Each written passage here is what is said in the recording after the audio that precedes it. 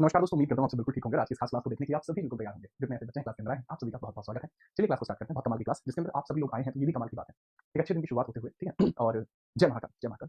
और एक और बात मैं आपको बता दूँ कि मुझे आज ये महसूस हुआ कि हमें 19वीं क्लास आज लेने जा रहे हैं, 19th क्लास हम लेने जा रहे हैं। उसके बावजूद भी आप सभी बच्चों का क्लास के अंदर बने रहना, ये अद्वितीय है। मतलब ऐसा बहुत कम होता है कि एंड तक भी शुरुआती बच्चे बने रहें। तो भाई ऐसा है कि या तो आप सब लोगों का प्यार मोहब्बत इतना है मेरे प्रति कि आप लोग एंड तक बने रहें, या हो सकता है कि मेरे ही दिन अच्छे चल रहे हैं कि आप लोग यहाँ पे बने रहे, ठीक है? यहाँ पे मैं अच्छा पढ़ाता हूँ, सिंपल सी बात है, तीनों में से कोई एक तो बात रही होगी कि आप यहाँ तक भी बने रहे हैं और आगे शुरुआती तौर पर भले ही मैंने कहा था कि इसको हम 20 क्लास में खत्म कर लेंगे, लेकिन तकरीबन 23-24 क्लास लगेगी, तब ये कंप्लीट हो जाएगा। ठीक है? चलिए, तो स्टार्ट करते हैं। बगैर किसी परेशानी के चीज़ों को हम आगे बढ़ा रहे हैं। हाई कोर्ट्स एंड ड्यूटीज़ का डिस्कशन आज होना है और हम यहाँ पर पूरी पॉलिटी को कंप्लीट करा रहे हैं। इस बैच का नाम है तथास्तु बैच। ठीक है? इस बैच का नाम क्या है? तथास्तु बैच। इस बैच का नाम है। तथास्तु का मतलब होता है जैसा आप चाहते हैं वैसा ही आपके साथ। यही है तथास्तु। अब हम बात करते हैं सभी वनडे एग्जामिनेशंस के लिए। ये क्लास केवल लाइव यूट्यूब पे रहेगी। जैसे इसका लाइव कंप्लीट होता है, यह यूट्यूब से हट जाएगी। ये यूट्यूब से हट जाएगी।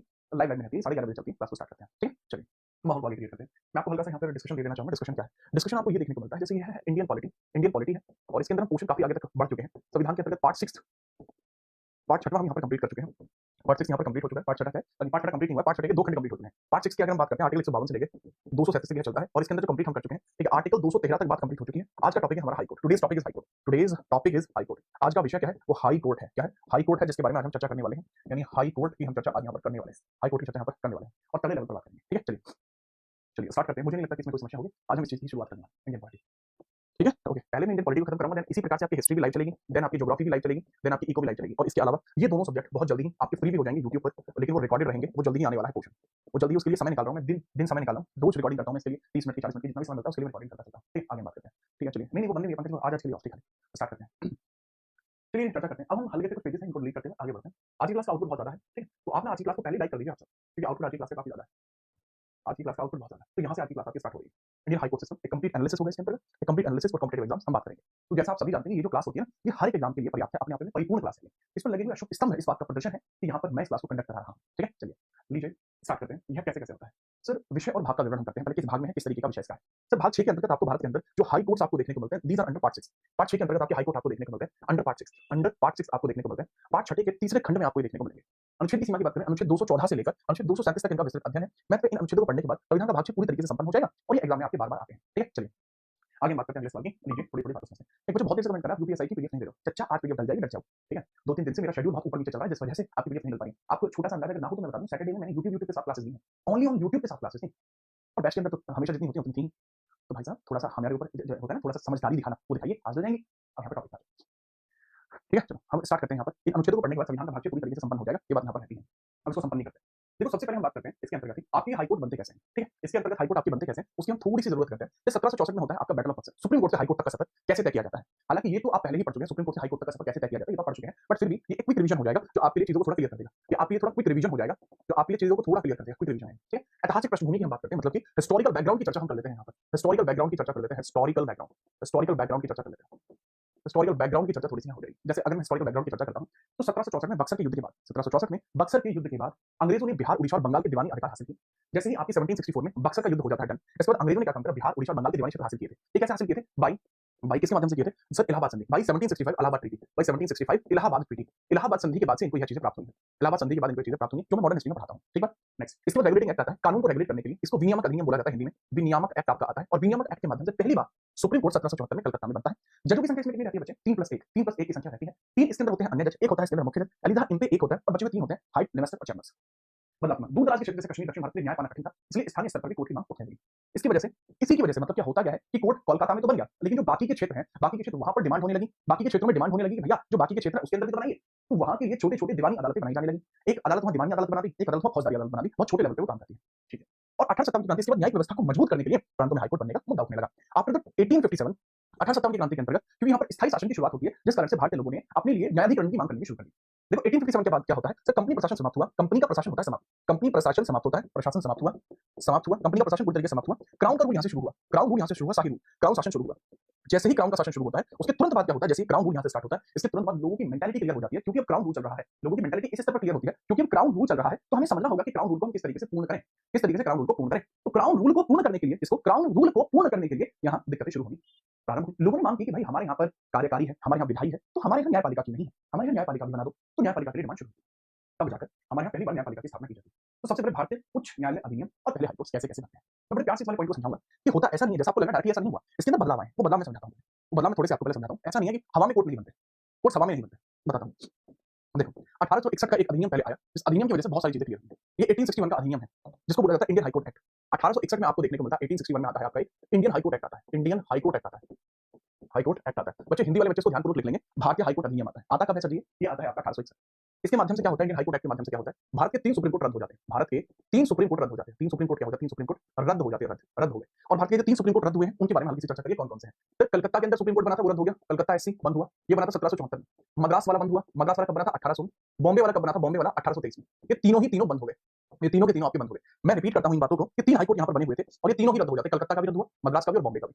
ये तीनों के तीनों क्या है, सुप्रीम कोर्ट है, इस बात को इंगित कर रहा हूं। ये तीनों के तीनों ही सुप्रीम कोर्ट है, ये भी सुप्रीम कोर्ट है, ये भी सुप्रीम कोर्ट है, तीनों ही रद्द हो गए। और इसके तुरंत बाद क्या कह दिया जाता है कि अब नए हाईकोर्टों का निर्माण होगा। इसी के बेसिस पर प्लस इंडियन काउंसिल एक्ट भी आता है, इंडियन काउंसिल एक्ट भी आता है, परिषद अधिनियम भी आया, काउंसिल एक्ट भी आया, यानी परिषद अधिनियम भी आता है, ये भी 1861 में आया, परिषद अधिनियम भी आता है। ये मैंने पढ़ा रखा है वैसे आपको, ये रिवीजन चल रहा है, 1861 में आता है। इसके बेसिस पर शुरुआत होती है भारत के अंदर न्यायालय की स्थापना। ठीक है, जैसे कि हम बात करते हैं, पहला हाईकोर्ट 1862 में कोलकाता में पहला हाईकोर्ट स्थापित होता है। उसी वर्ष बॉम्बे में और मद्रास में भी हाईकोर्ट खोले गए। कैनिंग की भूमिका इसके अंदर क्या है, कैनिंग कौन था उस समय, वाइसरॉय था। कैनिंग कौन था उस समय, वाइसरॉय था। तो वह भारत का पहला वाइसरॉय और अंतिम गवर्नर जनरल था, उसकी बड़ी भूमिका इसमें रहती है। कई बार आपसे बाकी राज्यों के हाईकोर्ट का पूछ लेते हैं, तो आप जिस भी राज्य से हैं आपको अपने यहाँ के हाईकोर्ट के निर्माण का पता होना चाहिए। बट कुछ हाईकोर्ट के बारे में मैं चर्चा कर लेता हूँ, जैसे उत्तर प्रदेश में हाईकोर्ट कब बनता है, उत्तर प्रदेश हाईकोर्ट कब आया, यह सबको याद रखना है, ना केवल उत्तर प्रदेश वालों को बल्कि सबको। क्यों, क्योंकि मैं उत्तर प्रदेश से हूँ, मुझसे पढ़ोगे तो याद रखना पड़ेगा। फिर बता देता हूँ, यह 1866 में बनता है और 1866 में कहाँ बनता है, 1866 में ये बनता है आगरा में। आगे चलकर यही जो है 1869 में इसको इलाहाबाद में शिफ्ट कर दिया गया, यह इलाहाबाद में शिफ्ट कर दिया गया, इलाहाबाद में इसको शिफ्ट कर दिया गया, जिसका मतलब प्रयागराज में इसको शिफ्ट कर दिया गया, प्रयागराज में इसको शिफ्ट कर दिया गया। मजा आया, बहुत मजा आया। ठीक है, चलिए, तो ये सारी की सारी चीजें हमें पता लगती हैं, हाईकोर्ट पहली बार बने कैसे, तो हमें यहाँ पता लगती है। ठीक है, बहुत बढ़िया तरीके से लीजिए, बड़ी कॉमन सी बात है, ये बड़ी कॉमन सी बात आपको देखने को मिल जाएगी। ठीक बात है, चलो स्टार्ट करते हैं, चीजें आपकी आगे बढ़ाते हैं, चीजें आपकी आगे बढ़ाते हैं, मगर परेशानी बताइए, नोट करते हैं, याद बताइए। वॉल्टर मॉर्गन जो थे इसके पहले जज का नाम क्या था, Walter Morgan, WALTERMORGAN, Walter Morgan. ठीक है, चलिए, इसकी खंडपीठ लखनऊ में है, बिल्कुल है। चलिए, अब जैसे इलाहाबाद के अंतर्गत मैंने इसको बताना क्यों जरूरी समझा कि जो इलाहाबाद अर्थात प्रयागराज हाईकोर्ट है, इसकी स्थापना 1866 में होती है और यह बनता है कब, प्रयाग में, यह आगरा में बना था। स्थान परिवर्तन आगरा से प्रयागराज 1869 में हुआ और ये भारत का सबसे बड़ा हाईकोर्ट है, इसके अंदर वर्तमान में 160 जज हैं, इसलिए मुझे बताना पड़ा। लेकिन अगर मैं क्षेत्र अधिकार के हिसाब से बात करता हूँ, अगर मैं क्षेत्र अधिकार के हिसाब से बात करता हूँ, तो कमाल की बात यह है क्षेत्र अधिकार के हिसाब से कि सर क्षेत्र अधिकार के बेसिस पर सबसे बड़ा गुवाहाटी हाईकोर्ट है। अगर क्षेत्र अधिकार की बात करता हूँ तो सबसे बड़ा कौन सा है, वो आपको गुवाहाटी हाईकोर्ट देखने को मिलता है। क्षेत्र अधिकार का मतलब है कि जिसका क्षेत्र बहुत अधिक विस्तृत है, तो पूरे नॉर्थ ईस्ट के लिए गुवाहाटी हाईकोर्ट काम कर लेता है। जजेस की संख्या के अकॉर्डिंग 160 जज यहाँ पे हैं, जो मैक्सिमम। याद रखिए, बहुत बढ़िया, मजा आ गया, मजा आया। नेक्स्ट हम बात करते हैं बाकी चीजें कैसे कैसे देखने को मिलती हैं। ठीक है, चलो अब हम थोड़ी थोड़ी बातें कर लेते हैं, इसके बारे में थोड़ा थोड़ा आपको पता लगेगा। ये बढ़िया है, जैसे वर्तमान स्थिति और संख्या, कुल हाईकोर्ट वर्तमान में भारत में कितने हैं, 25 हाईकोर्ट है, राज्यों की संख्या 28 है। 25वां हाईकोर्ट अमरावती आंध्र प्रदेश में जो 2019 में चालू हुआ था। निष्कर्ष क्या, सभी राज्यों के पास अपना अलग स्वतंत्र हाईकोर्ट नहीं है, कुछ राज्य साझा करते हैं। जैसे कि हम देखते हैं गुवाहाटी हाईकोर्ट उत्तर पूर्वी भारत के कई राज्यों के लिए समाहित है। एग्जाम्पल के लिए गुवाहाटी हाईकोर्ट जो है, गुवाहाटी हाईकोर्ट असम, गुवाहाटी हाईकोर्ट जो असम है, यह कई राज्यों के लिए कार्य करता है, कई राज्यों के लिए कार्य करता है, यह कई राज्यों के लिए कार्य करता है, कई राज्यों के लिए कार्य करता है, कई राज्यों के लिए। ठीक है, और ये सबसे बड़ा क्षेत्र अधिकार इसी का है, इसी का आपको देखने को मिलेगा लार्जेस्ट जुरिडिक्शन, लार्जेस्ट जूरिसडिक्शन देखने को मिलेगा। अच्छा, जैसे एग्जांपल के लिए आपको मैं बताऊं, पंजाब और हरियाणा का अलग-अलग हाईकोर्ट नहीं है, पंजाब और हरियाणा का अलग-अलग हाईकोर्ट नहीं है, उनका एक ही हाईकोर्ट है, राइट। अब जैसे कुछ बच्चे कह रहे हैं यूनियन टेरिटरी में भी हाईकोर्ट नहीं है, सच बात है, यूनियन टेरिटरी में भी हाईकोर्ट नहीं होते। यूनियन टेरिटरी को जो हाईकोर्ट होते हैं, जो पड़ोसी राज्य का हाईकोर्ट होता है, वही यूनियन टेरिटरी के लिए काम करता है। ये बात आर्टिकल 241 में लिखी हुई है, ये आज ही मैं क्लियर करूंगा। पहले बताइए, समझ में आया? ठीक है, चलिए,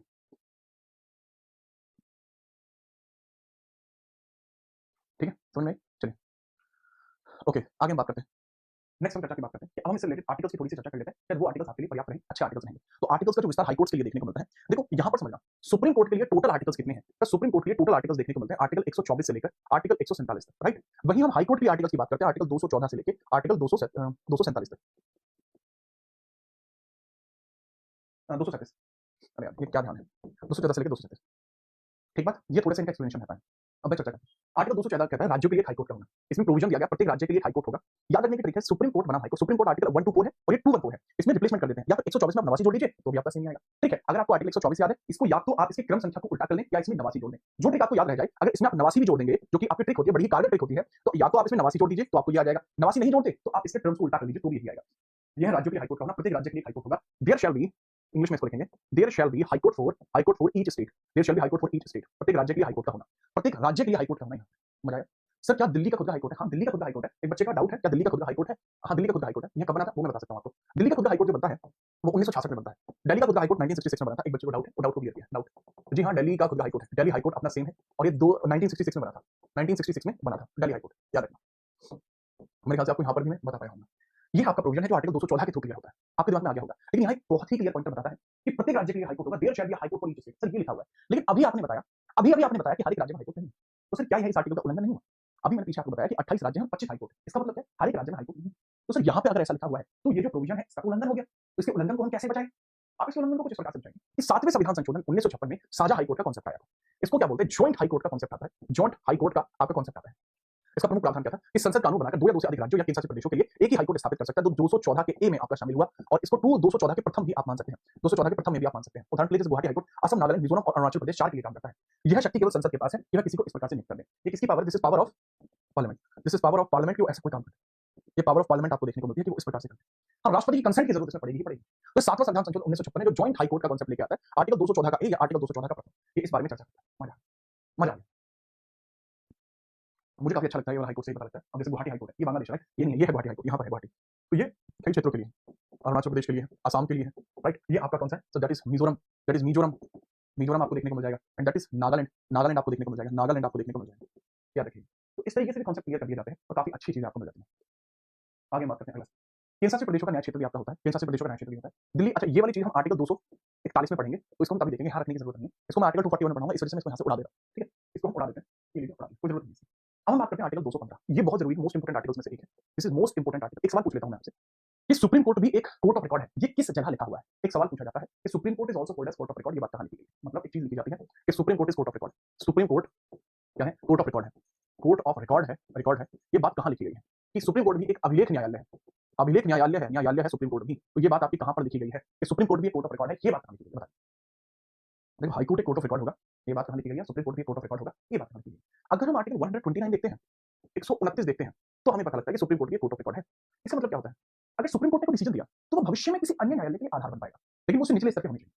ठीक उसी प्रकार से आपका अभिलेख न्यायालय हाईकोर्ट भी है। हाईकोर्ट भी एक अभिलेख न्यायालय है। इसका मतलब है कि हाईकोर्ट के फैसले को रिकॉर्ड या साक्ष्य के रूप में सुरक्षित रखा जाएगा। निचली अदालत जैसे डिस्ट्रिक्ट या मुंसिफ अधीनस्थ है, इन फैसलों को कानून या उदाहरण के तौर पर मानेंगे।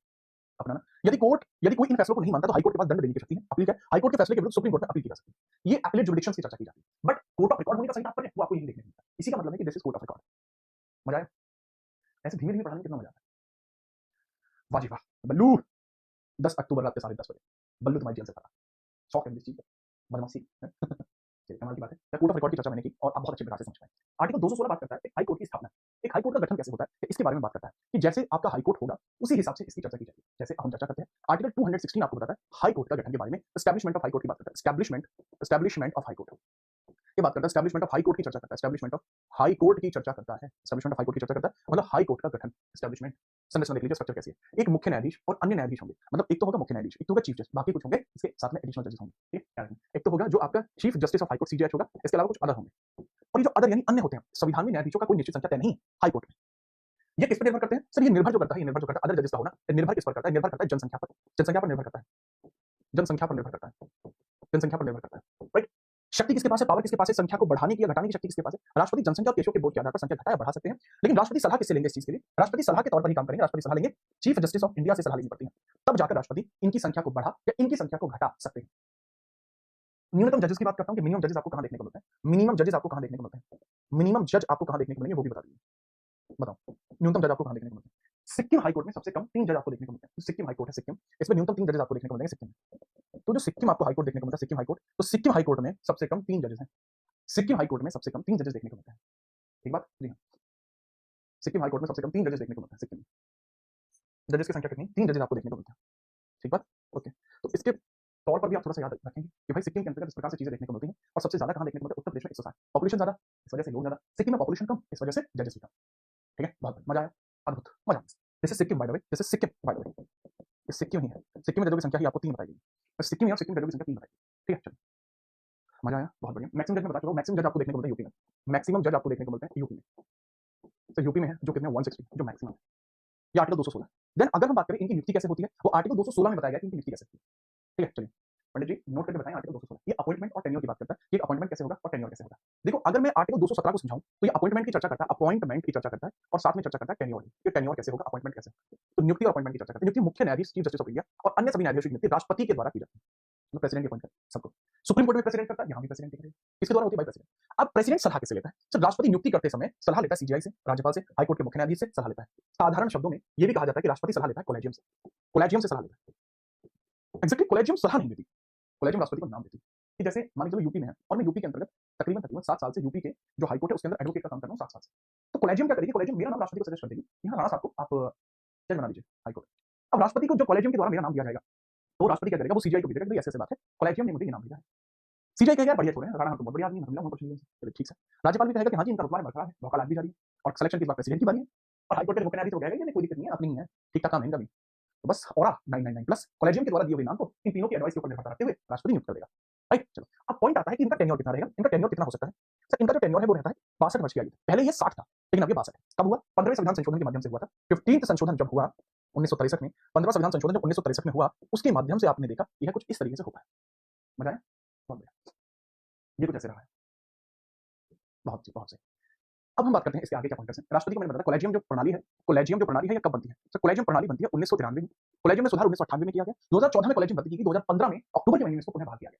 ठीक है, ये आपको थोड़ा सा देखने को मिलता है पूरा कॉन्सेप्ट किस तरीके से काम करता है। आगे हम बात करते हैं आर्टिकल 217 पूरा हुआ, अपॉइंटमेंट कौन करता है, प्रेसिडेंट करता है। अब हम बात करते हैं अगले कॉन्सेप्ट के बारे में, आर्टिकल इसी के अंतर्गत 218 की हम बात कर लेते हैं। आर्टिकल 217 के अंतर्गत बात होगी एलिजिबिलिटी की बात हो जाएगी, इसको भी समझ लीजिए, एलिजिबिलिटी की बात है 218 के अंतर्गत एलिजिबिलिटी की बात हो जाएगी। ठीक बात, चलो चलो चलो ठीक है, 218 के अंतर्गत आपको देखने को मिलेगा आर्टिकल 218 की चर्चा हो जाएगी, आर्टिकल 218 नहीं 217 के अंदर, सॉरी 217 के अंदर आर्टिकल 217 के अंतर्गत आता है, 217 का भी 217 का भी ये न्यायाधीशों की योग्यता की बात करता है, क्वालिफिकेशंस की बात कर लेते हैं 217 का भी, ये क्वालिफिकेशंस की बात कर लेते हैं, क्वालिफिकेशन कैसे कैसे होगी कैसे नहीं होगी। ठीक है, चलिए जैसे कि हम बात करें नागरिकता की बात करते हैं, भारत का नागरिक होना चाहिए, नहीं डुगू ऐसा नहीं है, डुगू करिए एकमात्र संविधान संशोधन जिसको सुप्रीम कोर्ट ने रद्द किया। इंदिरा गांधी के समय में ना जाने कितने सारे आपके संशोधन थे जो सुप्रीम कोर्ट ने धड़ाधड़ रद्द करें, धड़ाधड़ रद्द करें। ठीक है, याद रखिए अनुभव होना चाहिए, एलिजिबिलिटी क्या होनी चाहिए, must be Indian citizen, citizen of India होना जरूरी है, सिटीजन ऑफ इंडिया होना जरूरी है। दूसरा अनुभव, एक्सपीरियंस, एक्सपीरियंस इसके अंदर बताया जाता है कि भैया 10 साल तक भारत में किसी न्यायिक पद पे रहा हो या हाई कोर्ट में लगातार 10 वर्षों तक अधिवक्ता वकील के रूप में कार्य करें। न्यूनतम आयु संविधान में न्यायाधीश बनने के लिए कोई न्यूनतम आयु सीमा नहीं है, हाँ बट मैक्सिमम आयु सीमा है, मैक्सिमम है 62 ईयर्स मैक्सिमम है, इससे तो छोटा ही होना चाहिए, 62 वर्ष से तो कम का ही होना चाहिए व्यक्ति, आयु 62 वर्ष से कम की ही होनी चाहिए। परफेक्ट। अब 218 में रिमूवल दिया हुआ है क्योंकि यहाँ पे अगले पेज पे कोई भी ऐसा क्लॉज नहीं है, तो मैं आर्टिकल 218 को यही बताना उचित समझता हूँ। आर्टिकल 218 के बारे में समझदारी से समझने का प्रयास करें। आर्टिकल 218, आर्टिकल 218, आर्टिकल 218 की हम चर्चा कर लेते हैं, आर्टिकल 218 की हम चर्चा कर लेते हैं, वो भी आप बता दीजिए आर्टिकल 218 क्या कहता है, आर्टिकल 218 क्या कहता है बता दीजिए, बताएं सर आर्टिकल 218 क्या है। तो सर आर्टिकल 218 आपको जो देखने को मिलता है, हम उसके बारे में थोड़ी बहुत चर्चा कर लेते हैं, आर्टिकल 218 क्या कहता है समझना शुरू करते हैं। आर्टिकल 218 ये बात करता है रिमूवल, इनके रिमूवल प्रोसेस के बारे में बात करता है। रिमूवल, रिमूवल का मतलब होता है पद मुक्ति कैसे की जा सकती है। तो पद मुक्ति की जो प्रक्रिया है वो निर्भर करती है संसद पर, इसके लिए संसदीय प्रक्रिया चाहिए, क्या चाहिए इसके लिए संसदीय प्रक्रिया की जरूरत पड़ती है, संसदीय प्रक्रिया की जरूरत पड़ती है, यानी पार्लियामेंट्री प्रोसीजर की जरूरत पड़ती है, और ये संसदीय प्रक्रिया आखिरकार काम कैसे कर पाती है वो हम बात कर लेते हैं। बताइए सर ये संसदीय प्रक्रिया कैसे काम कर पाती है। ठीक है, चलो हम बात करते हैं पार्लियामेंट्री प्रोसीजर है उसकी हम चर्चा कर रहे हैं। आर्टिकल 218 सबसे पहले सर लोकसभा से 50, लोकसभा से 100 सदस्य या राज्यसभा से 50 सदस्य का अप्रूवल चाहिए, 50 सदस्यों का अनुमोदन चाहिए, सदस्य इनका अनुमोदन चाहिए, इनका अप्रूवल चाहिए, इनका अनुमोदन चाहिए, इनका अप्रूवल चाहिए। अगर ये अप्रूवल देते हैं तो प्रोसेस स्टार्ट हो जाएगी, अप्रूवल देते हैं तो ये प्रोसेस स्टार्ट हो जाएगी, और जैसे ये प्रोसेस स्टार्ट होती है, राइट, जैसे अप्रूवल मिलता है ये जैसे ही प्रोसेस स्टार्ट होती है, इसके बाद यही इनकी जो भी सलाह होती है, यही सलाह जो भी उन्होंने सलाह दी, यही सलाह राष्ट्रपति तक पहुंचती है, कहां तक गई, राष्ट्रपति तक जाएगी, राष्ट्रपति तक पहुंचेगी, यही सलाह राष्ट्रपति तक पहुंचेगी, और जैसे ही ये सलाह राष्ट्रपति तक पहुंचेगी, as soon as it became reach to the president, president क्या कहेंगे, प्रेसिडेंट होंगे ये, जैसे यही सलाह मतलब जो भी सलाह है, दिस एडवाइस, जैसे this advice, as soon as this advice reached to the president, reached to president, जैसे यह सलाह राष्ट्रपति तक पहुंचती है, जितनी जल्दी हो यह सलाह राष्ट्रपति तक पहुंचेगी, और राष्ट्रपति तक पहुंचते ही इस सलाह के बारे में चर्चा करना कि यह सलाह राष्ट्रपति तक पहुंच गई है, और राष्ट्रपति तक पहुंचने के तुरंत बाद दिक्कत यानी शुरू, राष्ट्रपति एक समिति का गठन करेगा, ऐसी राष्ट्रपति रिलीज निकल देगा, राष्ट्रपति समिति बनाएगा, किस किस कौन कौन शामिल होगा, chief justice of India, chief justice of high court, और एक सलाहकार भी इसमें शामिल होगा, एडवाइजर भी शामिल होगा। अब यह सीजेएच में मैंने एस्ट्रिक लगा रखा है, इसका मतलब है अगर सीजेएच के खिलाफ ही है तो शामिल नहीं होगा, फिर 2 सलाहकार शामिल होंगे, और इनकी जो भी सलाह होगी उसके बेसिस पर डिसीजन लिया जाएगा। इस समिति की जो भी सलाह होगी फिर राष्ट्रपति को डिसीजन लेना, इनकी सलाह पर राष्ट्रपति अंतिम निर्णय लेगा, राष्ट्रपति अंतिम निर्णय लेगा, फाइनल डिसीजन लेगा, फाइनल निर्णय लेगा, और राष्ट्रपति का जो भी फाइनल निर्णय होगा उसमें यह भी याद रखना कि भाई साहब यह किसी भी प्रकार से बाइंडिंग नहीं है, बाइंडिंग नहीं होगा, यह किसी प्रकार से बाइंडिंग नहीं है। ठीक है, चलिए आगे हम बात करते हैं। जी हाँ, ये एनटीपीसी के पेपर से पहले सीरीज कंप्लीट हो जाएगी, ठीक है, अभी तो सिर्फ पॉलिटी है, इसके बाद एनटीपीसी के पेपर से पहले आपकी हिस्ट्री वगैरह भी पूरी हो जाएगी, वह भी पूरी हो जाएगी। ठीक है, आगे हम चर्चा करते हैं, पत्थर को भी कर दे पानी, जय भवानी जय भवानी। आगे हम चर्चा करते हैं न्यायाधीश की योग्यता वगैरह के बाद, नेक्स्ट क्वेश्चन की तरफ आइए। इसमें आता है राष्ट्रपति के मतलब ये हाईकोर्ट के न्यायाधीशों की शपथ 219 में आती है, शपथ कौन दिलाता है, ओथ प्रोविजन इसके कहां है, 219 में इनके ओथ प्रोविजन है, इनको ओथ कौन दिलाता है, सिर्फ इनको ओथ दिलाता है संबंधित राज्य का राज्यपाल, जो गवर्नर होता है वही दिलाता है, विकल्प है ऑप्शनल है, ऑप्शनल की हम बात करते हैं, विकल्प है, यदि राज्यपाल अनुपस्थित है तो उनके द्वारा कोई भी व्यक्ति को शपथ दिला सकता है। नियुक्ति राष्ट्रपति करते हैं, लेकिन शपथ कौन दिलाता है? शपथ राज्यपाल दिलाता है, ठीक है, याद रखना, शपथ राज्यपाल दिलाता है। मुझे नहीं लगता कि इसमें भी कोई समस्या आपको हुई, इसमें भी आपको कोई समस्या हुई। ठीक है, याद रखिएगा, राइट। अरे पंडित, जो सुप्रीम कोर्ट है ना पंडित जी, उसमें 33 जज और एक मुख्य न्यायाधीश है, उसमें टोटल कॉन्सेप्ट 34 का है, राइट। ये आपने समझ लिया, आर्टिकल 219 के बारे में समझ पाए। इसके बाद 220 है वकालत पर प्रतिबंध, प्रोहिबिशन ऑन एडवोकेसी। इसको ऐसे मत लिखना, इसको लिखना प्रोहिबिशन प्रोहिबिशन ऑन एडवोकेसी की जगह लिख देना लीगल वर्क्स का लिख देना, लीगल वर्किंग, कानूनी कार्यों पर रोक होगी। हाईकोर्ट का कोई स्थायी न्यायाधीश रिटायरमेंट के बाद उसी हाईकोर्ट में वकालत नहीं कर सकता जहां पे चल रहा। ये नियम अपवाद है, सुप्रीम कोर्ट में या किसी अन्य हाईकोर्ट में, किसी अन्य हाईकोर्ट में या किसी अन्य हाईकोर्ट में वर्क कर सकते हैं, सुप्रीम कोर्ट में या किसी अन्य हाईकोर्ट में वर्क कर सकते हैं। ये आपको पॉइंटर देखने को मिलेगा, चाहे तो सुप्रीम कोर्ट में वर्क कर सकते हैं, चाहे किसी अन्य हाईकोर्ट में भी वर्क कर सकते हैं। ये हमें थोड़ा सा समझने को मिल जाता है। मेरे ख्याल से अगर यहाँ तक समझ पाए बता दीजिए कि वे सुप्रीम कोर्ट में या किसी अन्य हाईकोर्ट में वकालत कर सकते हैं जहां उसने सेवा ना दी हो। ये कॉन्सेप्ट है, उद्देश्य के न्यायपालिका की निष्पक्षताएं बनी रहे, कि वह कहीं ऐसा ना हो कि पक्ष हो जाए यहाँ पर, नहीं ऐसा नहीं। मतलब कुल मिला के बात है प्रोहिबिशन ऑन लीगल वर्किंग, और बेसिकली इस पर एडवोकेसी पर ज्यादा है, एडवोकेसी पर ज्यादा है। और कैसे समझाता हूँ कि देखो बात ये है कि अगर कोई पर्सन है वो जज रिटायर हुआ है कहीं से, तो वो सेम अपने ही हाईकोर्ट के अंदर एडवोकेसी नहीं कर सकता। क्यों नहीं कर सकता? क्योंकि उनका दबदबा कायम रहता है, इसलिए नहीं कर सकता। आप समझ पाए इस चीज को? This is high court concept जो मैंने आपको बताया, यही हाई कोर्ट का कॉन्सेप्ट है जो कि आपको मैं यहाँ पर बताता चल रहा हूँ। मजा आया होगा? ठीक है, चलें याद रखेंगे, बहुत बढ़िया।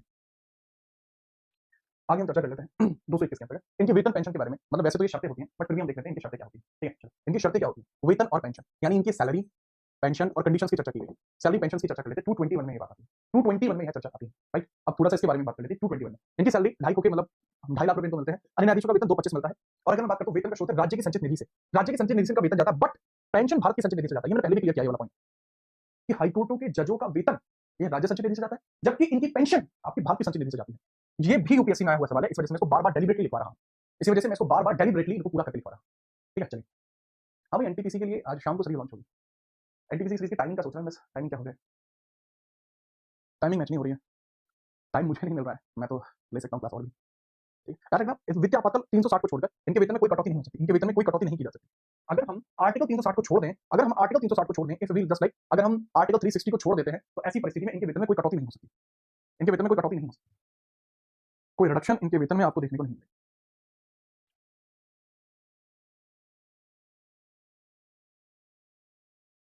ठीक है जी सर, बहुत बढ़िया बच्चे, बहुत बढ़िया। अद्भुत है। 221 आपने समझ लिया। 222 में होता है ट्रांसफर ऑफ जजेस, ट्रांसफर ऑफ जजेस from one high court to another high court. ये भी संभव है, बिल्कुल संभव है, निर्भर किस पे करता है? प्रेसिडेंट पे। प्रेसिडेंट चाहे तो एक कोर्ट से दूसरे कोर्ट में भेज सकता है। ठीक है, चलिए देखो अगर हम बात करते हैं ट्रांसफर ऑफ हाईकोर्ट जजेस भी एक अच्छा कॉन्सेप्ट है। ट्रांसफर ऑफ हाईकोर्ट जजेस, हाईकोर्ट जजेस भी एक अच्छा ट्रांसफर कॉन्सेप्ट आपको देखने को मिलता है। ये पावर किसके पास है? Power is vested in president, power is vested in president, vested in president, vested किसमें? In president. ये प्रेसिडेंट के अंदर पावर वेस्ट होती है। इसी में बताया गया कि राष्ट्रपति के पास स्थानांतरण की शक्ति होती है। राष्ट्रपति के पास क्या स्थानांतरण की शक्ति होती है? राष्ट्रपति के पास है ट्रांसफर की पावर, राष्ट्रपति के पास देखने को मिलती है। ठीक है, जो ट्रांसफर पावर है वह राष्ट्रपति के पास। ठीक है, ये जो ट्रांसफर पावर है राष्ट्रपति के पास आपको देखने को मिलती है। ठीक है, याद रखना। तो भारत का मुख्य न्यायाधीश की सलाह के बाद ही ट्रांसफर किया जा सकता है। कारण जनहित या प्रशासनिक बेहतरी के लिए, यानी पब्लिक अफेयर के लिए, पब्लिक वेलफेयर के लिए ऐसा हो सकता है, और एडमिनिस्ट्रेटिव इजीनेस के लिए ऐसा हो सकता है। एडमिनिस्ट्रेटिव इजीनेस के लिए संभव है, इजीनेस के लिए संभव है। मान लो कोई व्यक्ति कलकत्ता हाईकोर्ट में था, उसको मद्रास हाईकोर्ट में ट्रांसफर किया जाना, ये निर्भर किस पे करेगा? राष्ट्रपति पर निर्भर करेगा। ठीक है, चलिए याद रखेंगे। चलो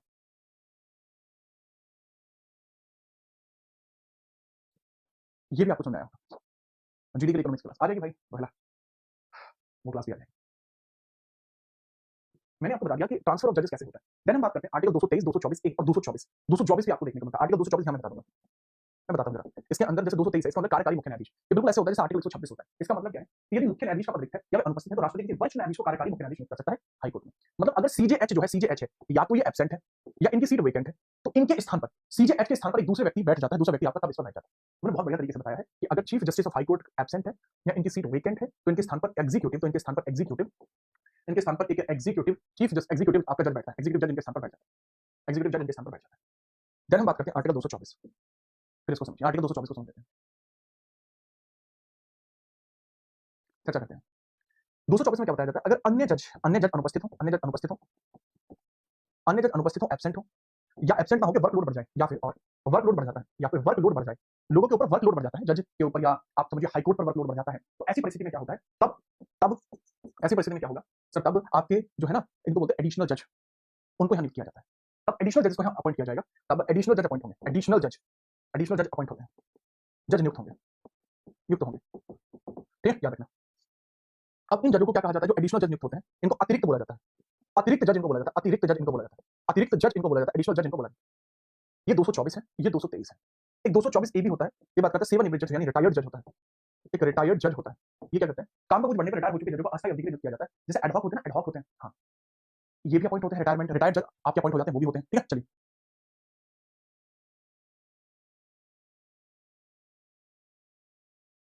ठीक बात, इसमें भी याद रखना, मैंने आपको बताया कि जो आपके सेवानिवृत्त जज होते हैं, काम का बोझ बढ़ने पर रिटायर हो चुके जजों को अस्थायी अवधि के लिए अपॉइंट किया जा सकता है, जैसे आर्टिकल 128 है, बिल्कुल डिक्टो ये है, इनको अपर न्यायाधीश कहा जाता है, अपर न्यायाधीश, अतिरिक्त जज कह लीजिए, इनको अपर न्यायाधीश कह लीजिए, एडिशनल मतलब अपर न्यायाधीश, अपर जज बोल सकते हैं आप इनको, अपर जज इनको बोल सकते हैं, अपर जज इनको बोलते हैं, एडिशनल जज इनको बोलते हैं। इनकी भी अपॉइंटमेंट हो जाती है अगर अदर जजेस पोस्ट पर नहीं है, इनका टेन्योर मैक्सिमम 2 वर्ष के लिए हो सकता है, बहुत ही बढ़िया बात। इसके बाद आपका आर्टिकल बचता है 2000 मतलब 226 आर्टिकल बचता है, ये देख लीजिएगा, मौलिक अधिकार के हनन होने पर सीधे हाईकोर्ट जाने का अधिकार है, मौलिक अधिकार का हनन होता है, अब सीधे हाईकोर्ट जाइए, हाईकोर्ट रिट जारी कर सकता है 226 के थ्रू, ठीक है। चलो बहुत ही आसान हो जाएगा। इसके अंदर 5 प्रकार की रिट होती है, पता नहीं कौन शिक्षक है मुझे नहीं पता, लेकिन कुछ लोगों ने ये लिखवा रखा है कि इसमें 6 प्रकार की रिट होती हैं, जबकि ऐसा नहीं है, रिट 5 ही प्रकार की होती है, हाईकोर्ट हो या सुप्रीम कोर्ट हो, रिटों के जो टाइप है वो 5 ही हैं, 5 ही हैं। अतिरिक्त जज की नियुक्ति राष्ट्रपति करता है, सभी राष्ट्रपति करेगा लल्ला, बंदी प्रदर्शन हेबस कॉर्पस होता है, सभी को पेश करो, लोक या निजी अधिकारी के खिलाफ जारी होती है अगर किसी व्यक्ति को गलत तरीके से गिरफ्तार कर लिया जाए। मैंने बस आदेश देते सरकारी अधिकारी को कर्तव्य पालन करने के लिए है ना, अगर अपने कर्तव्य का पालन नहीं करता तो फिर खराब हो सकता है। प्रोहिबिशन, निचली अदालत को अधिकार क्षेत्र से बाहर जाने से रोकना, मना करना। क्यों किस अधिकार से किसी पद की वैधता की जांच करना, कोई अगर गलत तरीके से किसी पोस्ट का धारण कर ले, सेरेटोरी मामले को अपने पास मंगाना, निर्णय को रद्द करना, सेरेटोरी होता है। ये मैंने बहुत अच्छे से समझा रखा है जब मैंने आपको फंडामेंटल राइट्स के अंदर इनको समझाया था, ठीक है, याद रखिए। ये रेट होती है, एक आर्टिकल 227 होता है बेन, वो बहुत जरूरी है, वो बताता है supremacy of high court. Article 227 supremacy of high court को दर्शाता है, यहीं लिख देता हूं, 227 आपका सुप्रीमेसी ऑफ हाई कोर्ट को दर्शाता है।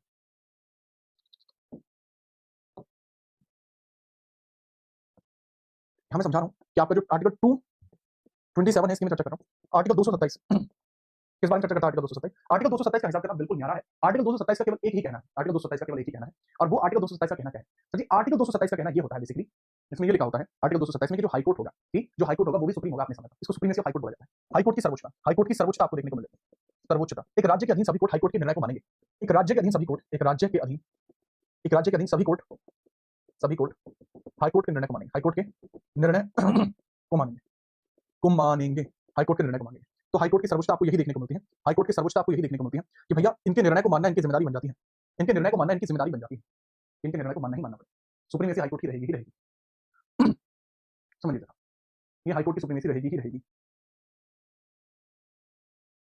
ठीक बात है जी हाँ, शाबाश। आगे बढ़ते हैं, आर्टिकल 227 होता है, इसके बाद आपको आर्टिकल 231 भी देखने को मिलता है, ये बहुत साधारण है, साझा न्यायालय इसी को कहा जाता है, ज्वाइंट कोर्ट इसको कहते हैं, इसी को हम ज्वाइंट कोर्ट के नाम से जानते हैं, इसी को बोलते हैं ज्वाइंट कोर्ट के नाम से हम इसी को जानते हैं, बहुत ही साधारण है। इसका मतलब ज्वाइंट कोर्ट का मतलब क्या होता है वो समझिए, इसका मतलब होता है 2 या 2 से अधिक राज्यों के लिए एक ही न्यायालय हो सकता है, उदाहरण के लिए पंजाब हरियाणा के लिए साझा हाई कोर्ट का होना। यह किस पर निर्भर करता है, यह राष्ट्रपति की शक्ति है, राष्ट्रपति की घोषणा पर निर्भर करता है, राष्ट्रपति की घोषणा पर निर्भर करता है, it depends on the declaration of the president, राष्ट्रपति अगर चाहता है तो ऐसा हो सकता है, नहीं चाहता तो ऐसा नहीं हो, ठीक है, ये बहुत बढ़िया है। क्लास को लाइक कर लेना भाई साहब, बाद में बताते तो भाग जाते हो तुम, ठीक है, लाइक करते हैं बराबर एकदम, ठीक है। चलो आगे बात, इसके बाद हम बात करते हैं बगैर परेशानी की जिला कोर्ट्स की हम बात कर लेते हैं, जिला कोर्टों की बात कर लेते हैं, 2 आर्टिकल बचते हैं, 233 200, यहाँ आपके अधीनस्थ न्यायालय। दरअसल अगर हम बात करते हैं, अगर मैं आपको एक इस तरीके से मैपिंग बताऊं, इस तरीके से एक मैपिंग बताऊं मैं आपको, एक मैपिंग मैंने बताई, यहाँ आपका लेवल बनेगा, यहाँ आपको पूरा कॉन्सेप्ट दिया, ठीक है। अब यहाँ पे मैंने एक और बनाया,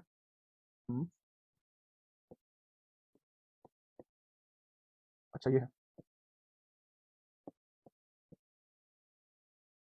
है आपका भाई साहब, यह है आपका सुप्रीम कोर्ट, ये वाली लाइन। फिर हम बात करते हैं एक हाई कोर्ट भी बनाते हैं, हाई कोर्ट बनाते हैं, यह है आपका हाई कोर्ट, यार ऐसे हाथ से बनाते हैं, यह है आपका हाई कोर्ट,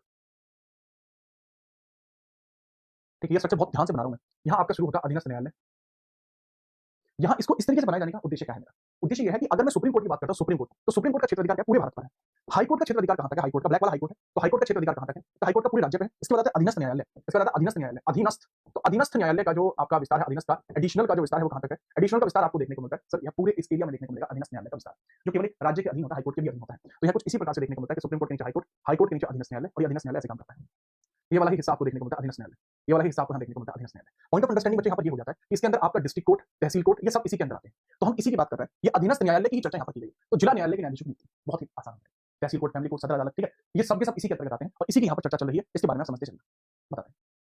प्राधिकारी मतलब राज्य का राज्यपाल इनकी नियुक्ति करता है, अपॉइंटमेंट कौन करेगा इनकी, सब बहुत ही आसान है, अपॉइंटमेंट कौन करता है, सर यह करता है राज्य का राज्यपाल। परामर्श राज्यपाल संबंधी हाईकोर्ट से परामर्श ली जाती है, एडवाइस कौन देता है, हाईकोर्ट देता है, एडवाइस कौन देता है, हाईकोर्ट देता है, ठीक है, याद रखिए, क्योंकि कम से कम 7 साल तक इन्होंने वकालत का अनुभव हो और पहले से किसी सरकारी सेवा में ना हो, पोस्ट ऑफ प्रॉफिट ना हो, और 7 साल का इनको जुडिशियल एक्सपीरियंस होना चाहिए, अगर यह है तो बात 35 है, कोई कर पाएंगे। नेक्स्ट हम बात करते हैं इसके बाद ही 234 के अंदर बात करते हैं अन्य नई प्रक्रिया। प्रक्रिया क्या, प्रोसीजर क्या है इनसे रिलेटेड? प्रोसीजर साफ है, जिला न्यायालयों के विभिन्न पदों पर जैसे सिविल जजों के लिए भर्ती ये राज्यपाल के द्वारा राज्य लोक सेवा आयोग और हाईकोर्ट के परामर्श पर नियम बनाए जाते हैं। इसके लिए विशेष परीक्षा जैसे पीसीएसजे आयोजित की जाती है। इसको आसान तरीके से लिखना कि सर जो डिस्ट्रिक्ट कोर्ट्स के अंदर डिस्ट्रिक्ट कोर्ट्स में नियुक्ति, इसको ऐसे लिखना भाई, डिस्ट्रिक्ट कोर्ट्स में नियुक्ति लोक सेवा आयोग द्वारा प्रेषित होती है और लोक सेवा आयोग द्वारा प्रेषित होगी, लोक सेवा आयोग द्वारा प्रेषित होगी। मतलब जो लोक सेवा आयोग होगा यानी पब्लिक सर्विस कमीशन होगा, यही इसको प्रेषित करेगा, यही इसको आगे बढ़ाएगा, यही इस चीज को प्रेषित करता है। करेक्ट आंसर है आर्टिकल 234 कि भैया अन्य न्यायिक सेवा भर्ती के अंतर्गत चर्चा यही है कि जो पीएससी डिपार्टमेंट होता है जिसको पीसीएस बोलते हैं, वही इसको आगे बढ़ाता है। तो यूपी में 75 जिले न्यायालय हैं, बिल्कुल। अरे यूपीएससी नहीं, पीएससी, दिमाग मत लगाओ, पीएससी होता है, पीसीएस एक पोस्ट है, पीएससी डिपार्टमेंट करता है, पब्लिक सर्विस कमीशन डिपार्टमेंट करता है, ठीक है, जैसे डीएमएस। तो इनको अपॉइंट राज्यपाल करेगा, इसको आप लिखिए। प्रेषित का मतलब होता है रिकमेंडेड बाय। यहाँ पर यह आपका पोर्शन पूरा खत्म होता है। फिर अगले पोर्शन की शुरुआत इसके बाद ही होती है। इसके बाद अपने का अगला पोर्शन शुरू होता है, पार्ट 8 यूनियन टेरिटरीज। तैयार है यूनियन टेरिटरीज के लिए? फटाफट बताओ। लोक सेवा आयोग के आर्टिकल 316 में है, एक्जेक्टली तो 315 में, 316 में अपॉइंटमेंट वगैरह की चर्चा है। रेडी है?